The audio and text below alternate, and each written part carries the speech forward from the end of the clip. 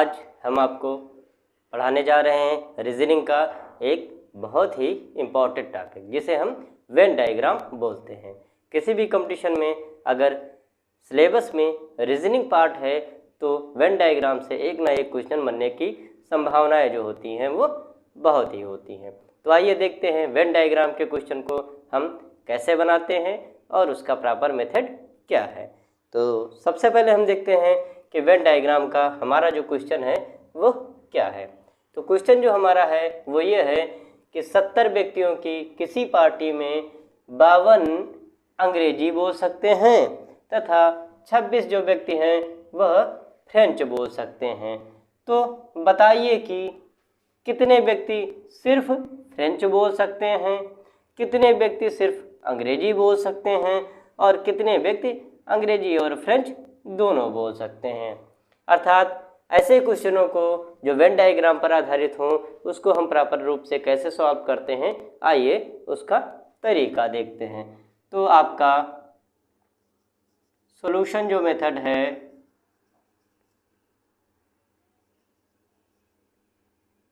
वो क्या है। तो सबसे पहले हम देखते हैं कि आपके जो व्यक्तियों की संख्या है, व्यक्तियों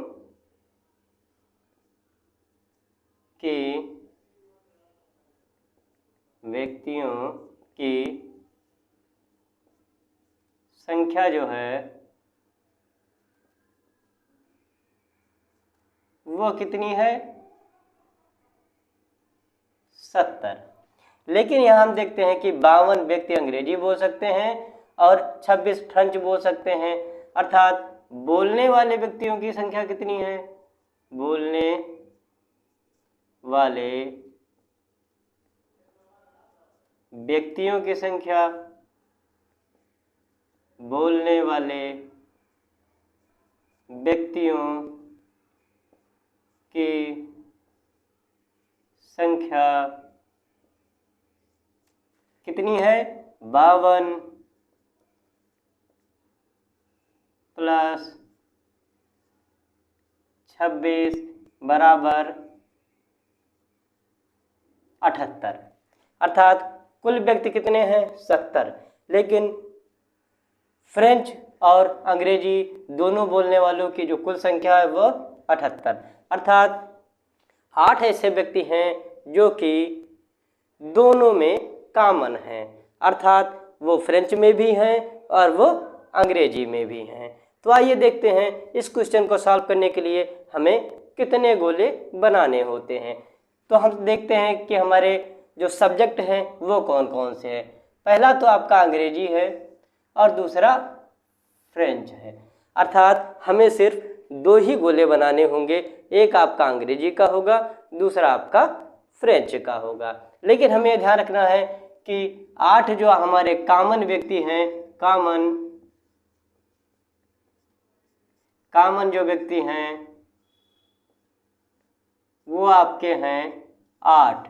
और ये जो 8 होंगे वो अंग्रेजी वाले में भी होंगे वृत्त में, गोले में, और फ्रेंच वाले गोले में भी होंगे। तो सबसे पहले क्या करते हैं कि हम अंग्रेजी का एक गोला बना लेते हैं। ये हमने अंग्रेजी का गोला बना लिया, इसको हमने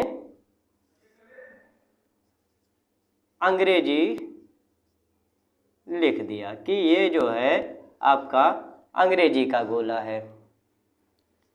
दूसरा जो गोला होगा वो आपका फ्रेंच का होगा।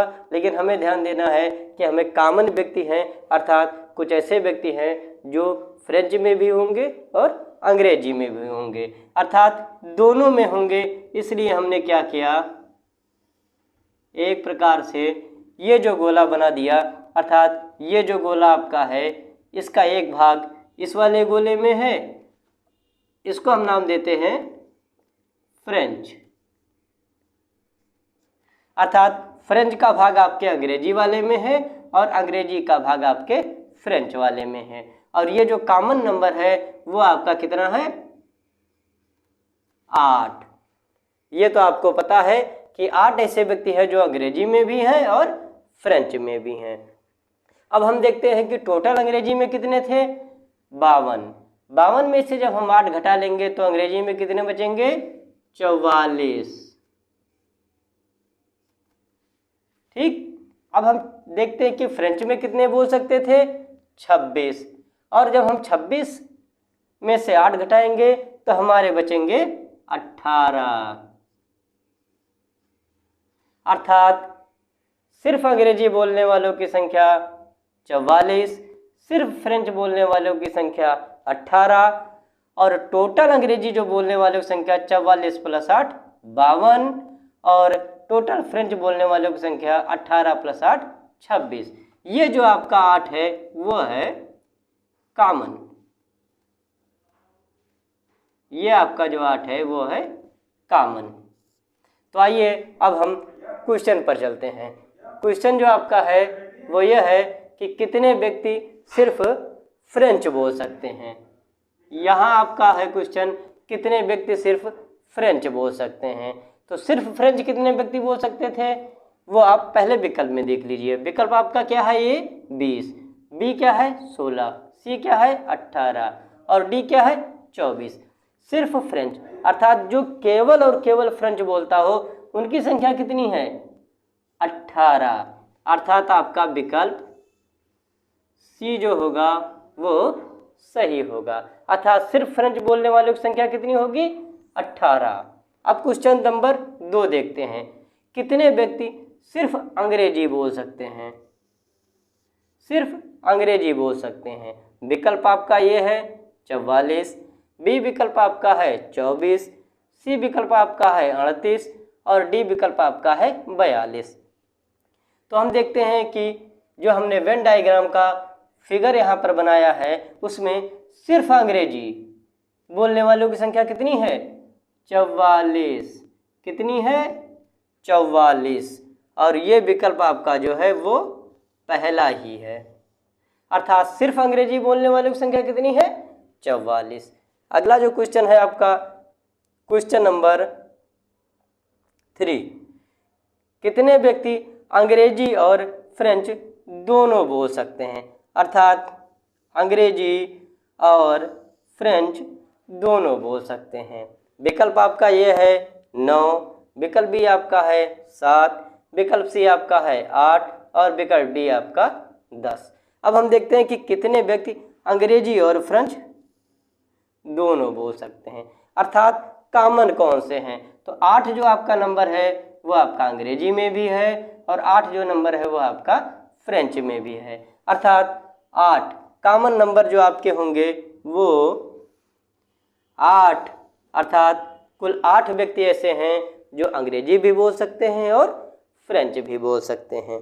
तो ऐसे क्वेश्चन को ध्यान देते हुए बहुत ही सावधानी से सॉल्व करें। सबसे पहले वेन डायग्राम में आप ये देख लें कि कितने सब्जेक्ट में पूछा गया है, कितने के बारे में पूछा गया है, उतने ही आपको वृत्त बनाने हैं।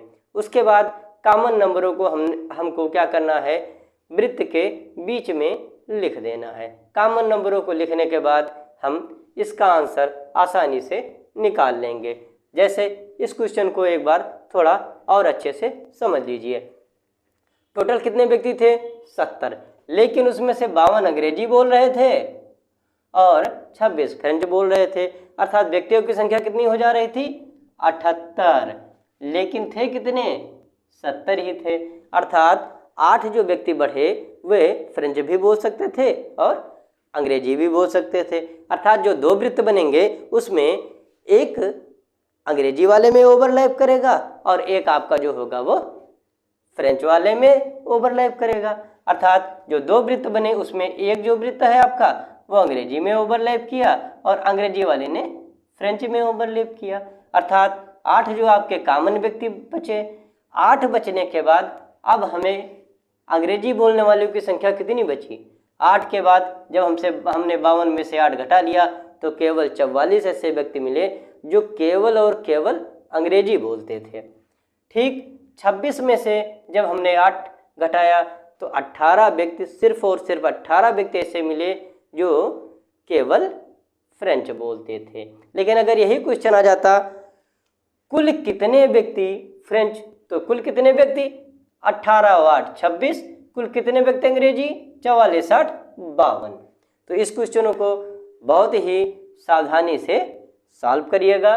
क्वेश्चन बहुत इजी होते हैं, लेकिन थोड़ा सॉल्व करने का तरीका बहुत ही प्रॉपर होना चाहिए और बहुत ही कूल माइंड से मैथ और रीजनिंग के क्वेश्चनों को सॉल्व करना चाहिए। ये रीजनिंग का जो टॉपिक है वेन डायग्राम बहुत इंपॉर्टेंट है और रिलेटिव टॉपिक है, इसलिए इसको क्वेश्चन को आप एक बार ज़रूर अच्छे से सॉल्व करें। चलिए मिलते हैं कल की क्लास में कुछ इम्पॉर्टेंट रीजनिंग के क्वेश्चनों के साथ में। जय हिंद, जय भारत।